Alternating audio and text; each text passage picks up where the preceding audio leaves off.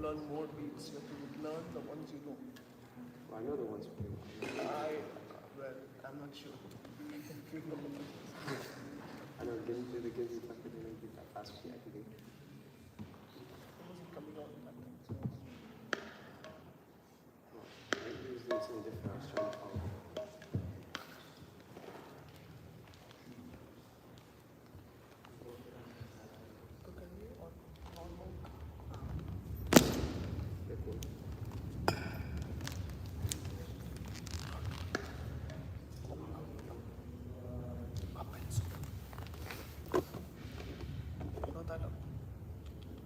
Thing? Like, tip cup.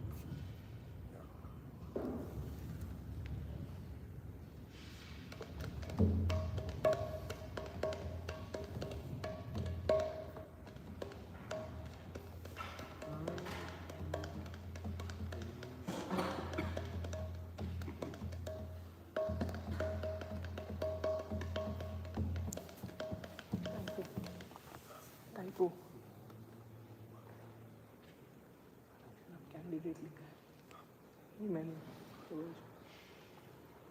किसी ने comments में डाला है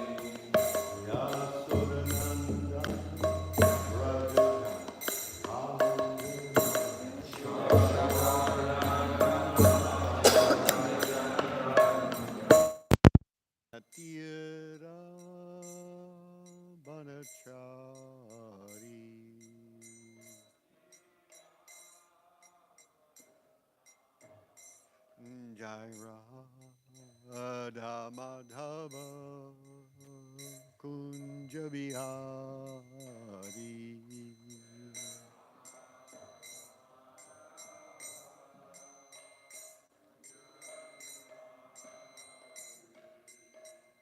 Hare Krishna, Hare Krishna, Krishna, Krishna, Hare Hare.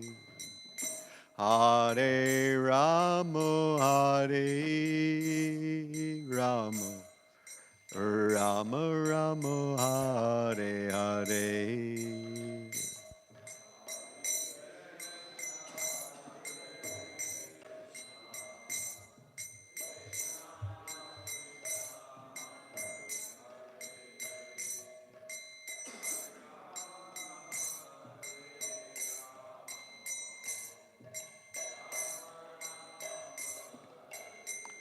Hare Krishna, Hare Krishna, Krishna Krishna, Hare Hare, Hare Rama, Hare Rama, Rama Rama, Hare Hare.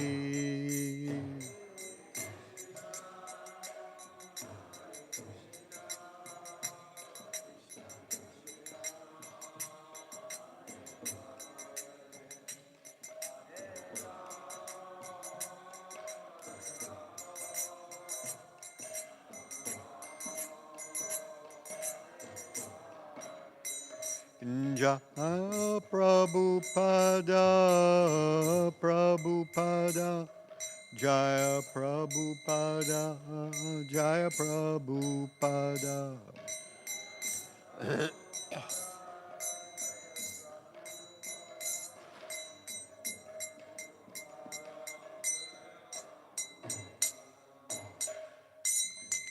Jai Om Vishnupad, Paramhamsa Parvadikacharya, Tadasata Shri Śrimad, Divine Grace, A.C. Bhaktivedanta Swami Prabhupada Ki, Ananta Koti Vaishnava Vrinda Ki, Grantaraj Śrimad Bhāgavatam Ki, Samveda Bhakta Vrinda Ki, Gaur Premanandi.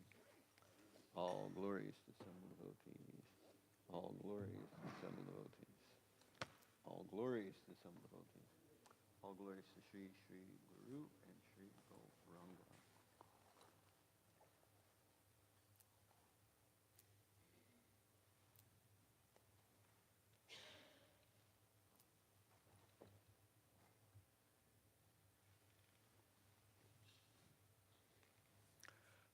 Om Namo Bhagavate Vasudevaya.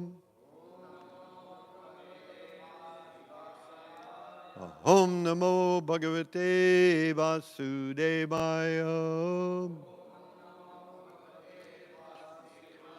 Om Namo Bhagavate Vasudevaya.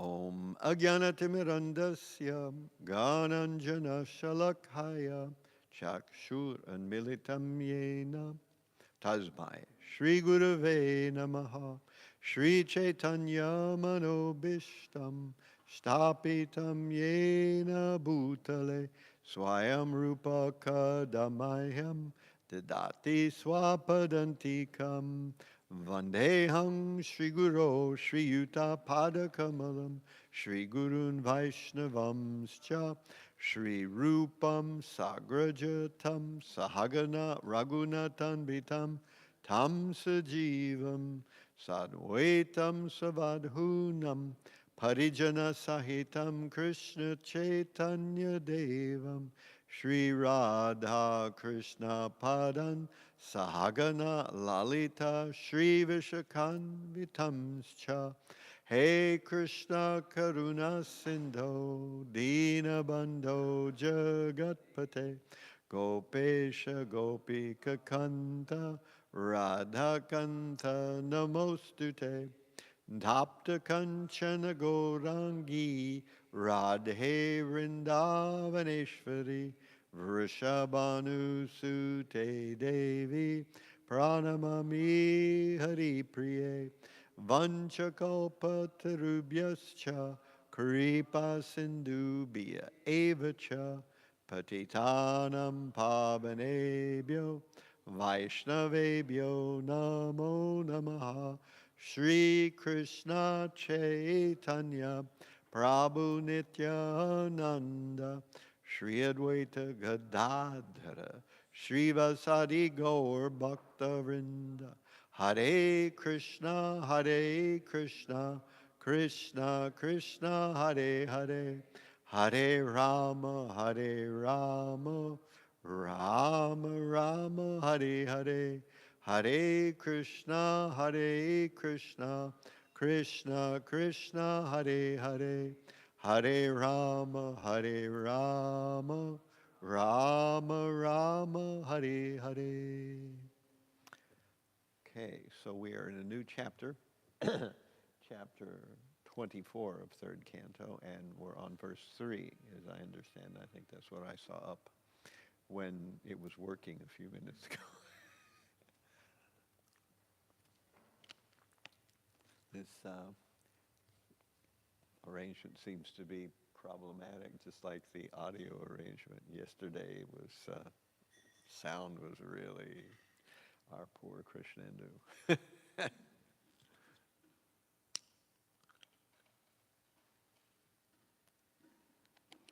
Okay, so here we go.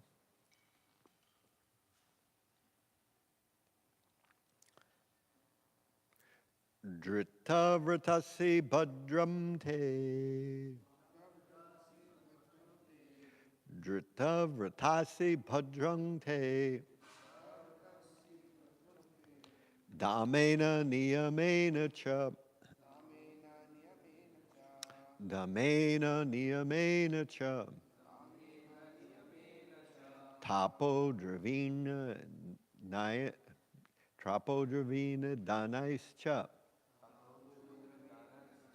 Tapo dravina danaischa. Shuddhaya cheshvaram bhaja. Shraddhaya cheshvaram bhaja. Drudha vratasi bhadram te. Damena niyamena cha.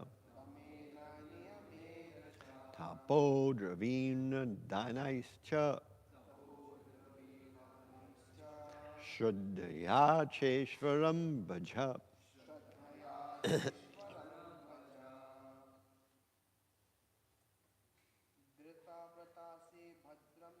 Drita vratasi bhadram te. Damena niyamena cha. Tapo dravina danaischa. Shraddhaya cheshvaram bhaja.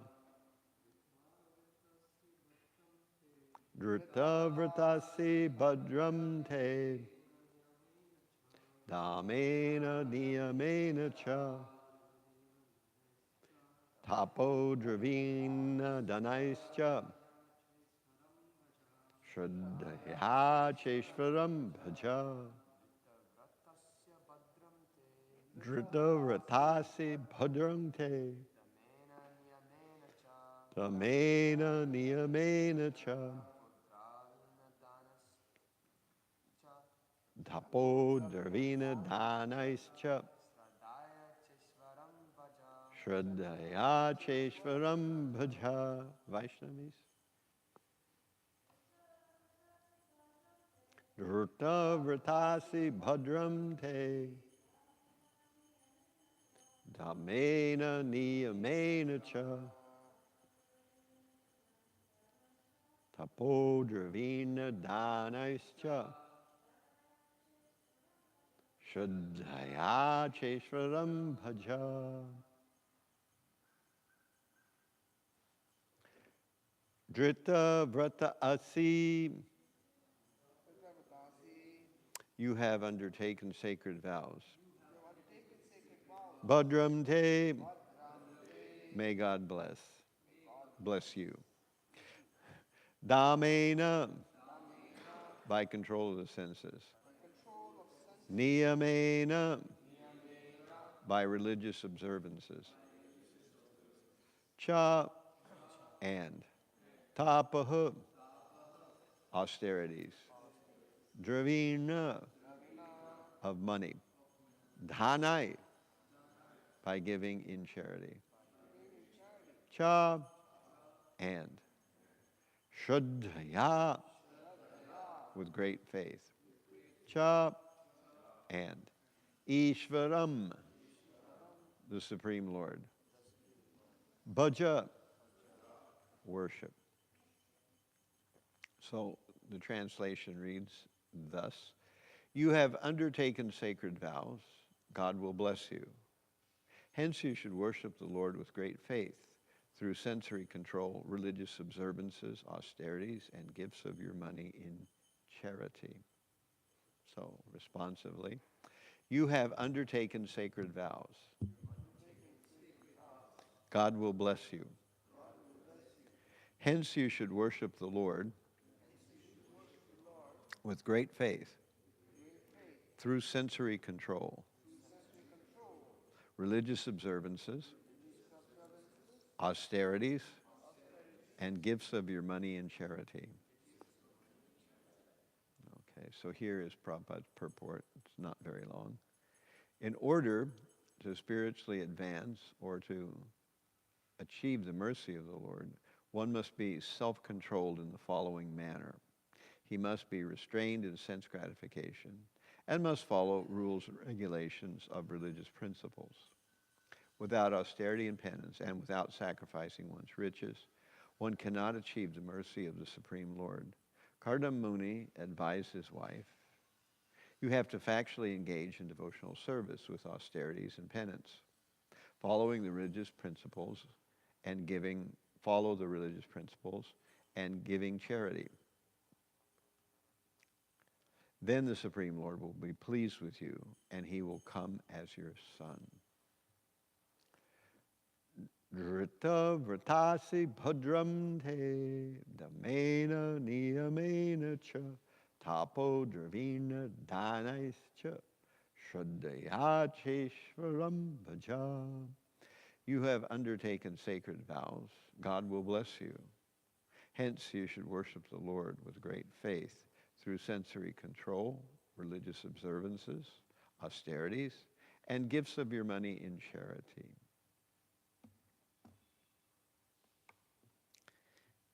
We are in a new chapter now. Before we were in the chapter of Devahuti's lamentation. And now we're entering a chapter called the Renunciation of Kardam Muni. It's broken down into 5 sections here. The first section goes from 1 to 6, where we are presently. And that section is Kardam pacifies Devahuti. Then from verse 7 through 25, the second section we have the appearance of Kapila Dev. So very soon in this narrative, Kapila will appear.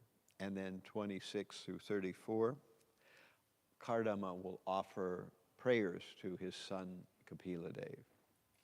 And then 25 through 40, Kapila Muni will reply to his father, Kardam Muni. And 41 through 47, the last section, section 5, Kardam Muni, it's about Kardama Muni's renunciation.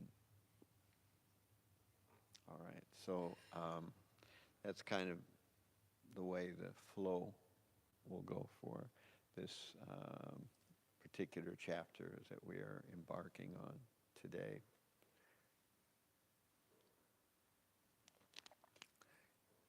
If we remember, chapter 23, the one we just came out of, was a chapter where Devahuti was berating herself by feeling that she had her husband, Kardam Muni, but she hadn't really approached him to teach her about deep spiritual life. So now she was lamenting that so much had been wasted. And Kardam Muni is saying, no, it's actually all right, since you have actually now come to the realization of importance of deeper spiritual commitment. That deeper spiritual commitment will be given to you by your son, Kapila Muni. So this will happen very soon. And Devahuti will approach her son, Kapila, and she will ask him some very, very intelligent questions. It's very interesting here that what we have is how a person comes to Krishna consciousness in a very deep way, but from the eyes of a lady, a woman.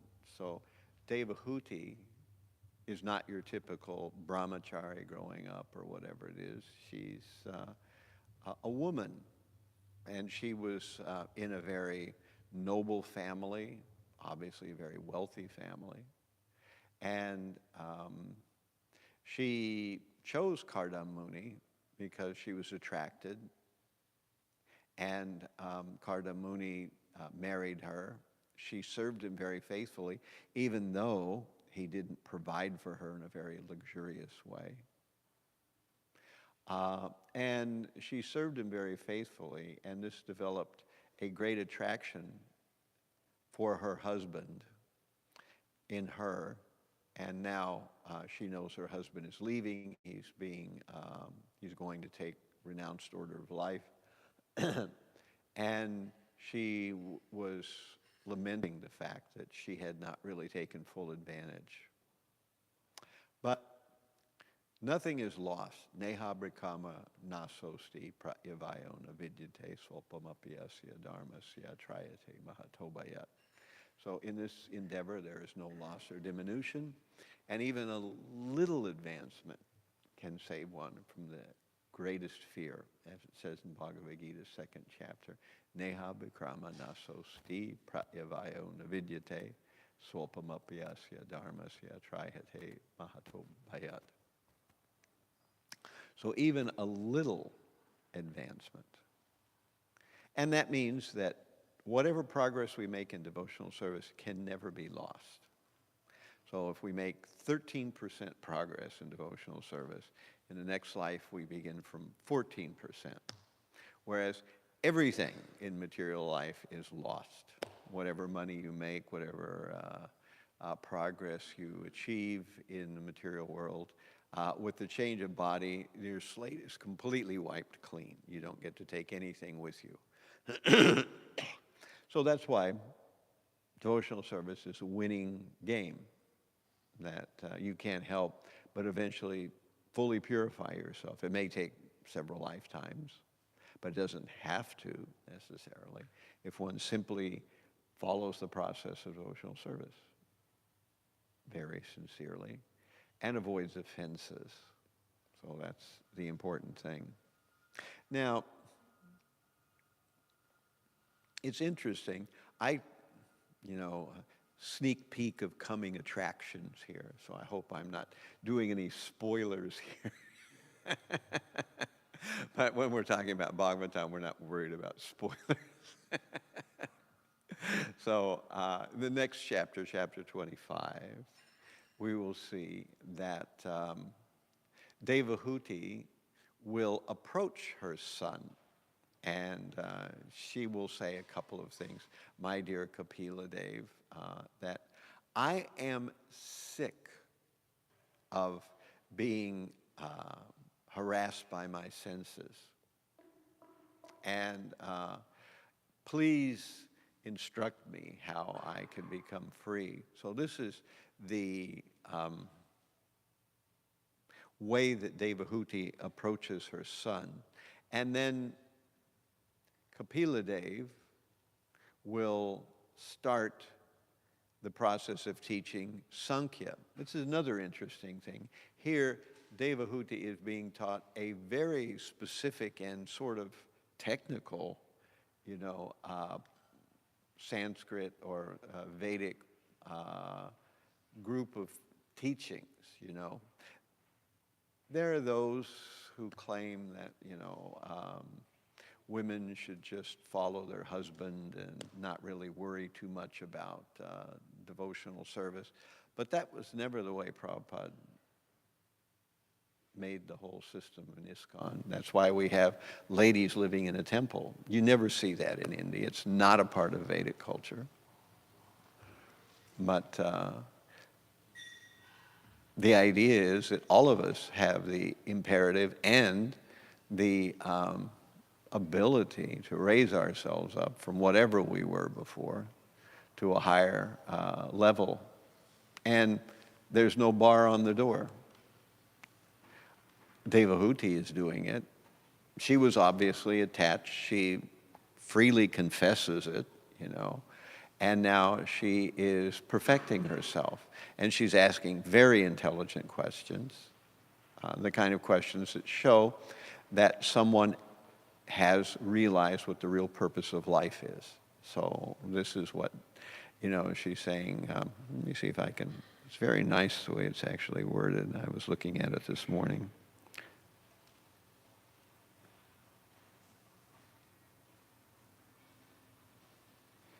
This is next chapter. Devahuti said, "I am very sick of the disturbance caused by my material senses. For because of this sense disturbance, my Lord, I have fallen into the abyss of ignorance. Your Lordship is my only means of getting out of the dark region of ignorance, because you are my transcendental I, which by your mercy only I have attained after many, many births." So this is Devahuti's realization, which is intelligence. Anyone who comes to the conclusion that the Supreme Lord is the purpose of life and that one should develop service attitude toward the Supreme Lord, that's the highest measure of intelligence. I mean, you may not know quantum physics, or you may not be able to, perform differential equations or something like that. But that's the Vedic standard of intelligence. And anybody who reaches that position, such a person is fit to be guru, fit to be the acharya of anyone else, So this is what we understand of spiritual life, that this is what it means to be intelligent, to recognize the Supreme, to systematically undertake a process to do it, to know how that process works, to be one-pointed. So in Bhagavad Gita,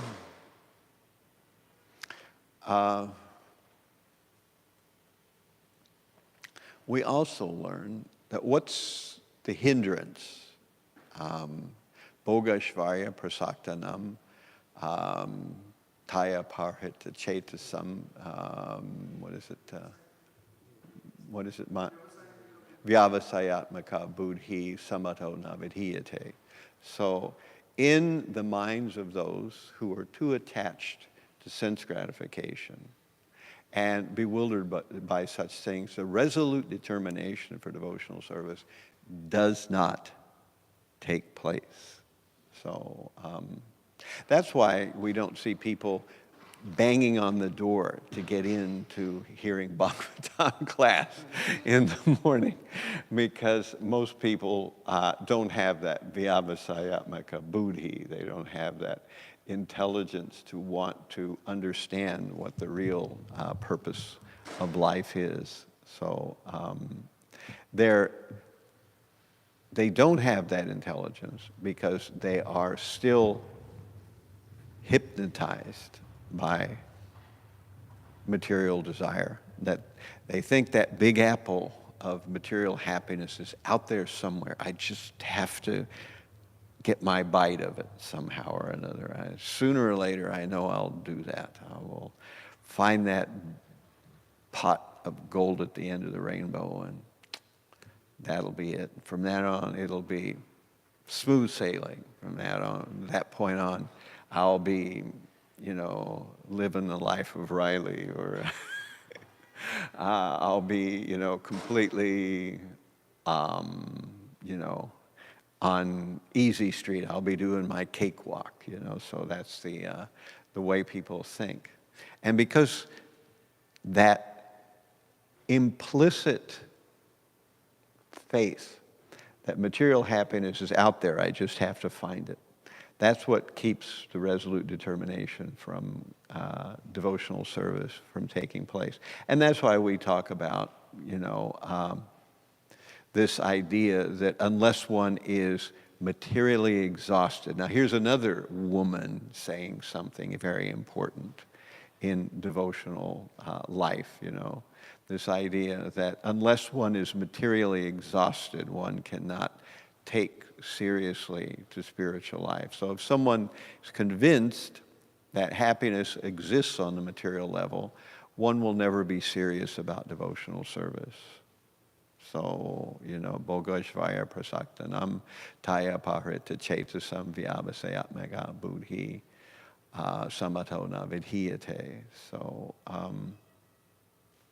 that's the thing to be worried about, you know.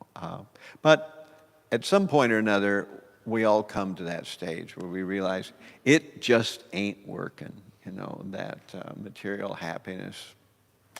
I tried this, I tried that, I went here, I went there, I tried it in this way, I tried it using that method, I tried this strategy, these people helped me and still it didn't work. And so we finally come to realize, okay, it's not going to ever work. The game is stacked against me.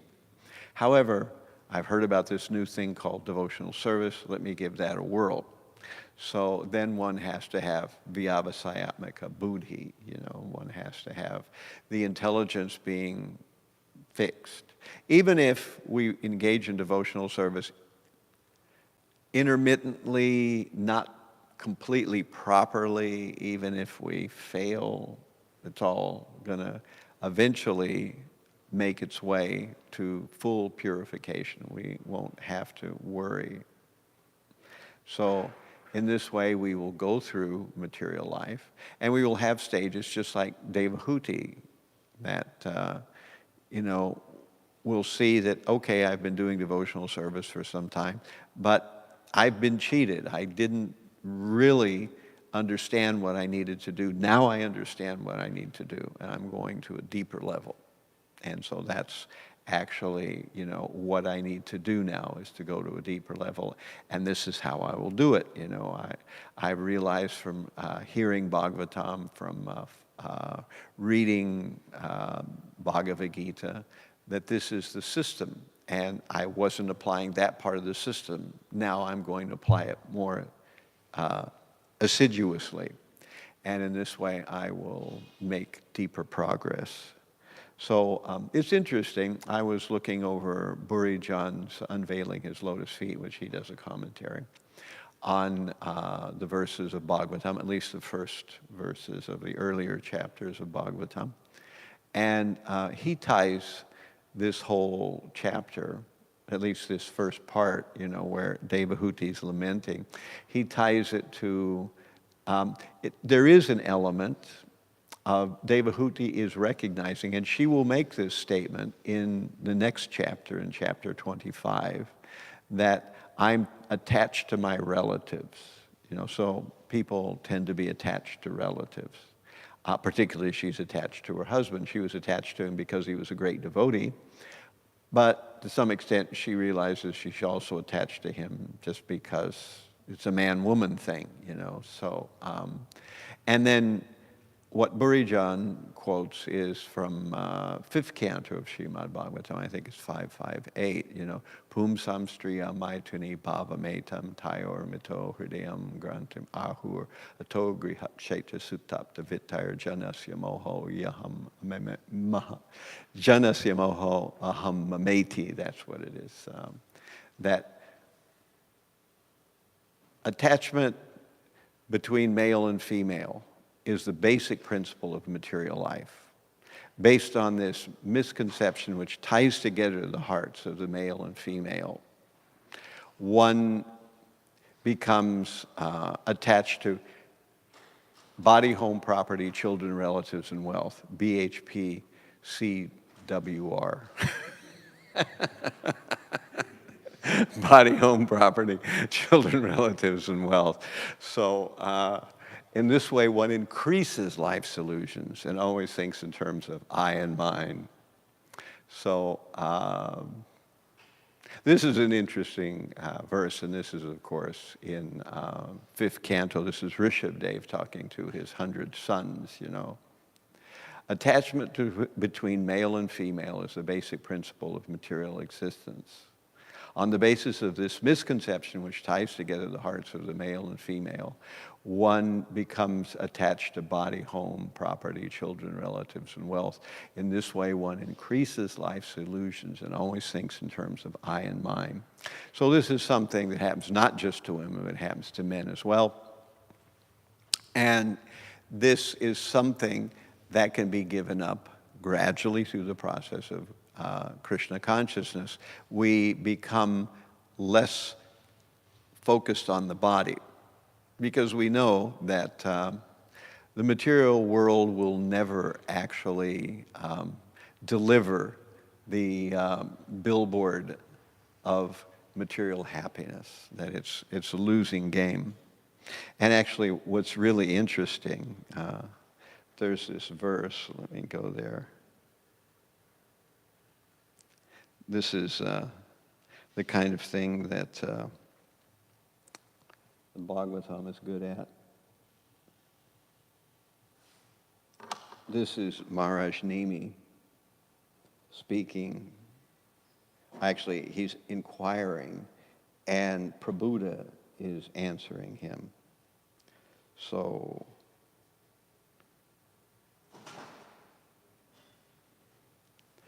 Sri Prabhupada said, accepting the roles of male and female in human society, the conditioned souls unite in sexual relationships. Thus, they constantly make material endeavors to eliminate their unhappiness and unlimitedly increase their pleasure. But one should see that they inevitably achieve exactly the opposite result. In other words, their happiness inevitably vanishes, and as they grow older, their material discomfort increases. So this shows the impossibility and the losing cause that material happiness is. That this is, you know, the basic principle of material existence is this knot, hridayam granti ahu, the hard knot in the heart between the male and the female.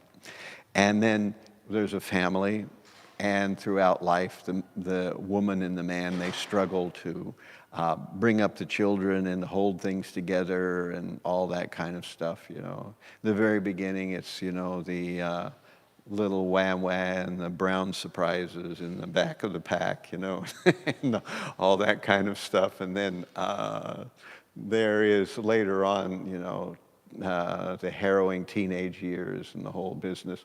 And then after that's all over, then you've got old age. So that's the way material life is stacked up, you know. But if a person is actually engaged in spiritual life, then these things are not they're not a letdown, and they're not it's not a lost cause, because we are becoming detached from the material world, as Devahuti is becoming, and we are becoming aware that material life has its ups and downs. It will always be there, you know. Matra sparshas tu kunteya shitos nasu kadukada agama payano nityas tam tatikshashva bharata. That the happiness and distress are like winter and summer season. One needs to tolerate them without becoming disturbed. So in the material world, we will experience some happiness, we'll experience some distress, and because it's material happiness and material distress, we don't pay that much attention because we're actually focused on pleasing the Supreme. And if one is actually pleasing the Supreme, then we don't really even experience any distress at all because we are lost in the relationship of serving the Supreme Lord and the natural happiness that fosters in the deep recesses of the heart. So this is the actual, process. So Devahuti will come to this realization, and she will ask her son Kapila Dev, I'm sick and tired of my senses disturbing me, and I am horribly attached to my relatives. Please instruct me. And what will Kapila Dev actually say? What will he start by explaining his Sankhya philosophy? Anybody have? You already take a look, or maybe can guess how Kapila Dev will start his explanation to his mother, Devahuti. I guess nobody's looked ahead yet, but at any rate, the way that Kapila Dev will start is by explaining that attachment to devotees, just as attachment to material things is the source of bondage to the material world, but attachment to devotees and the association with devotees is what cuts our attachment to the material world. So this is how he begins his unfolding of the Sankhya philosophy. So this is ahead in the next chapter, in chapter 25. So I wanted to leave some time for questions and realizations. Do we have the other mic? Is it available?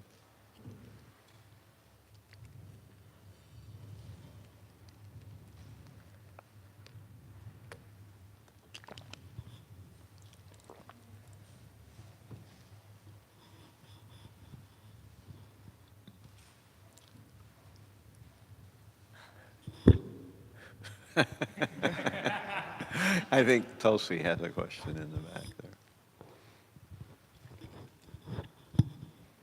Hare Krishna Maharaj, thank you. Sorry for being late. The question that came in my mind is, so how does it work, this transferring of attachment? Say that again. Yeah, you said that Kapila Dev, he starts his instructions with transferring the attachment from material object to the devotees. Right. So, like sometimes practically in our mind is rather you remove one attachment and then you develop different attachment. Right, It's not, like a it jack in the doesn't work box. like a transfer. Push one spring in and the other spring. Yes, something like that. So, can you explain practically what does it mean to transfer your attachment? Well, it seems to hinge around the idea of service. That's what Devahuti did, and that's actually how marriage works in the Vedic system, that through serving one another, the husband and the wife, they develop an attachment. It's not just based on bodily attraction.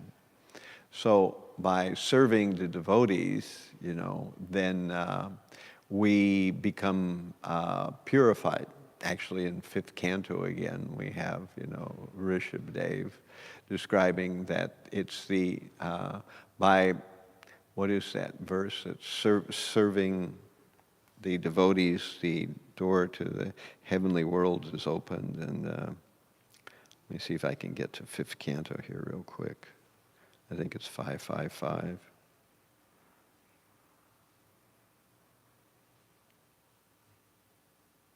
No, it's not the one. Ahur Vimuktas.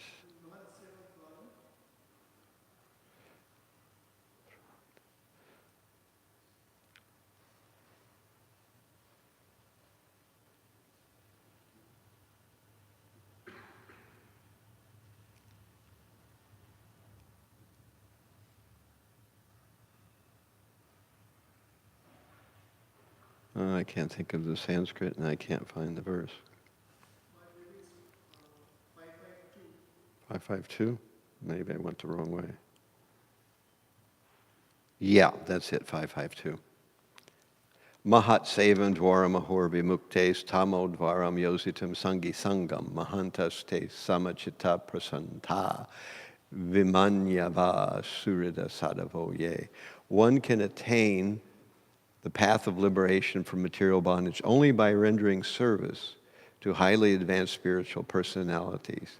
These personalities are impersonalists and devotees. Whether one wants to merge with the Lord's existence or wants to associate with the personality of Godhead, one should render service to the Mahatmas. For those not interested in such activities, who associate with people fond of women and sex, the path to hell is wide open. The Mahatmas are equipoised. They do not see any difference between one living entity and another. They are very peaceful and are fully engaged in devotional service. They are devoid of anger, and they work for the benefit of everyone. They do not have any abominable. They do not behave in any abominable way. Such people are known as Mahatmas. So there, Rishabdev is saying that one should serve highly advanced spiritual devotees, whether they're impersonalists or devotees, and by doing this, the path to liberation is open. So. Usually, by serving, we develop affinity. And that is if we're serving not in a begrudging or a,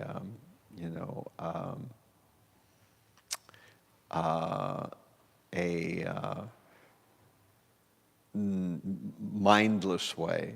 If we're actually making the effort to serve, understanding the reason why we're serving, and eventually, because our whole life will become purified by serving the devotees, then we will develop affection for those devotees. And so I would say that's probably the best way to transfer from, because we'll be serving something.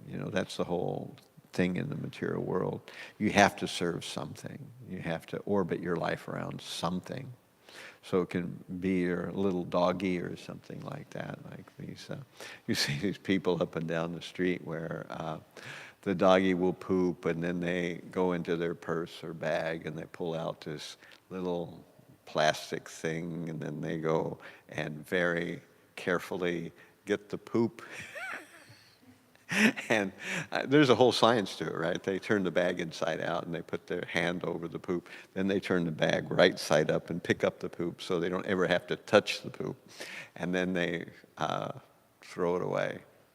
But of course, there are those people who decide that it's beneath them to do that. So they just let their dog poop, and then people will step in it as they walk up and down the street.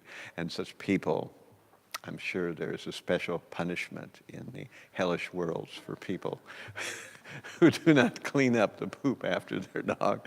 So, at any rate, this is, we have to orbit something. So, the intelligent person will, of course, we may be faking it in the beginning. We may just offer service, kind of begrudgingly, kind of absent-mindedly. But if we continue to do that and we focus on why we're doing it, then eventually the attachment will develop. And we will start to reap the benefits of genuine spiritual life and its ability to purify us and give us that bliss that's a genuine product of the spiritual world. So we may go through some ups and downs, and as I've been thinking about it lately, Krishna's got his way to do his open heart surgery that he does, so that we are engaged in devotional service, and Krishna is performing surgery on us to open our heart and clear out the cholesterol of unfortunate material desires and all that kind of stuff. And in this way, we are gradually being purified. Yeah.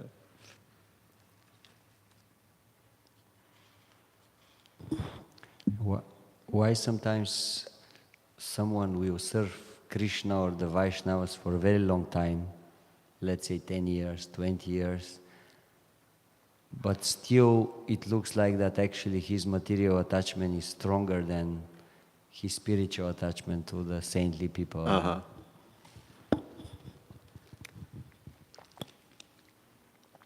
Well, generally speaking, we are undergoing a process of purification. And each one of us is dirty in some ways and not so dirty in other ways. We have a variety of different internal traits and, as well, different flaws. And so what might be a flaw for me won't be a very big deal for you, and vice versa. And so sometimes we judge the progress of others by using the yardstick of things that we relate to as being important,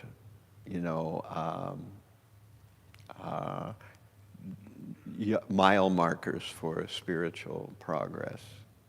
And because we see them as important mile markers, because probably we're doing well at them, we don't judge by other things that we are not doing well at. So we may judge a person incorrectly or according to various criterion that are really just stacked in favor of the things that we're good at, And if they would judge us, they might come up with a similar kind of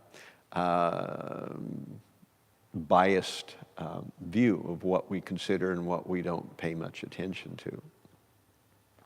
So that's one possibility, that a person is actually making progress, but we don't recognize it because we're not looking at a feature that they're making progress in that we're not making progress in. Another thing is that a person may be making offenses, either to some aspect. They might not be making offenses to everyone, but they may be making offenses to someone. And as a result, their spiritual progress kind of gets put on hold. That's usually the reason why we don't make regular progress. Generally speaking, through the years of devotional service, there should be sort of an upward slope of making progress towards spiritual life and becoming more fixed and more careful. But sometimes we see the zigzag pattern, and that usually indicates offenses. That person goes so far and then they back out of devotional service, or they leave for some time, or whatever it is. Oftentimes that has to do with offenses. And that's the one thing that can kind of turn off your, way Krishna does it, is he turns off your taste for devotional service. So everything becomes burdensome in devotional service. You can always ask yourself that question if you've gotten to the point where devotional service seems like a 100% drudge. Then could be Krishna's turned off the juice. He's pulled the plug. And the reason he's done that is because you're offensive to devotees. So you can ask yourself, maybe that's what's happening, Because Krishna doesn't want offensive people around creating problems for the other devotees. So he lets them walk out of the back door. And the way they do that is he turns off the natural happiness that one gets from performing devotional service. And instead one starts to think, why am I hanging around with all these knuckleheads and I'm not even getting paid for it? I could be making money somewhere. Then they go out and think, oh no, I stupidly went back into the material world. So eventually a person wakes up, because we said, neha bhikramanoso sti. So eventually a person wakes up that it wasn't the devotees that were doing something wrong. It was themselves that needed something. But because they were creating problems for the devotees, Krishna got the person to volunteer to go out the back door. And the devotees didn't have to kick him out. He just left. So that can be there too. So we have to be careful about offenses, and we have to be careful about trying to employ the whole process, especially trying to chant nicely, struggling to do whatever it takes to hear the japa that we perform every day.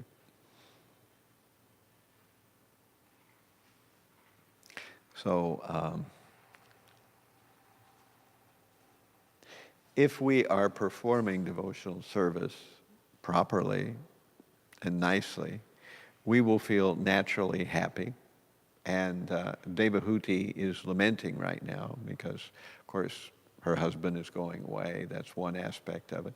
Another is that she feels like, darn, I missed my chance, So she's thinking that way. But in this section, from 1 to 6 in chapter 24, which we're in right now, is where Kardama says, no, nothing is wrong here. You're coming to good conclusions. You're doing things. All you have to do is continue to try to serve the Supreme. And as we read today, that what she needs to do is give in charity, to serve the Supreme. How was it worded again? Let me go back there.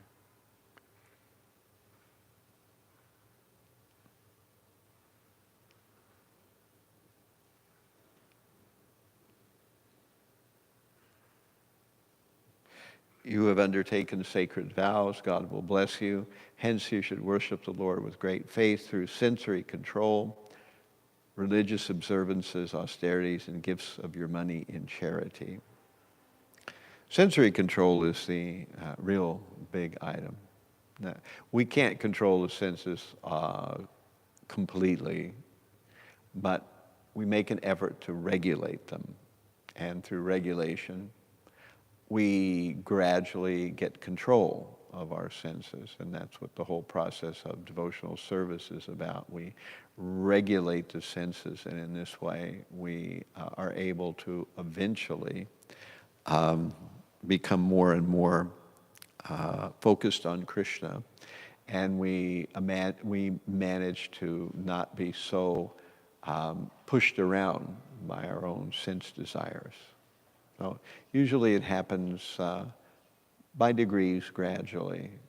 Otherwise, if we try to do too much, we may, do the yo-yo effect, which is what happens, the Bhoga Tyaga, One day we're super fired up, and the next day we're blown out altogether. So that usually is not a good method for controlling the sense. Of course, there's some things we should completely avoid, like the 4 sinful pillars of adharma, meat eating, intoxication, illicit sex, and gambling.